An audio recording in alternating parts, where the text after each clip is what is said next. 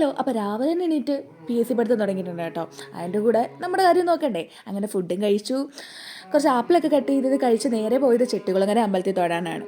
അപ്പോൾ ചെട്ടികുളങ്ങര അമ്പലം എന്ന് പറയുമ്പോൾ എൻ്റെ ഫേവറേറ്റ് ആണ്. എല്ലാ സാറ്റർഡേയും പോകാറുണ്ട്. അത് കഴിഞ്ഞ് ഉച്ചയ്ക്ക് വന്ന് അടുത്തൊരു കടയിൽ നിന്ന് ഫുഡും കഴിച്ച് നേരെ വൈകിട്ട് വന്നത് അഴീക്കലോട്ടാണ്.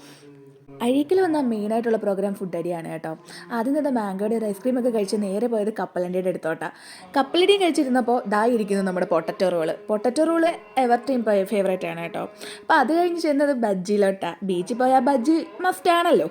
അത് കഴിഞ്ഞ് ദാഹിച്ചപ്പോൾ ഒരു ബട്ടർ സ്കോച്ചിൻ്റെ ഇതൊക്കെ മിൽമയുടെ ഷേക്കൊക്കെ കുടിച്ച് നേരെ ചെന്നത് വീണ്ടും റോളിൻ്റെ അടുത്തോട്ട്. അത് കഴിഞ്ഞ് കുറച്ച് നാരങ്ങ വെള്ളമൊക്കെ കുടിച്ച് ഇരുന്ന സമയത്താണ് വീണ്ടും വിശപ്പ് കയറിയത്.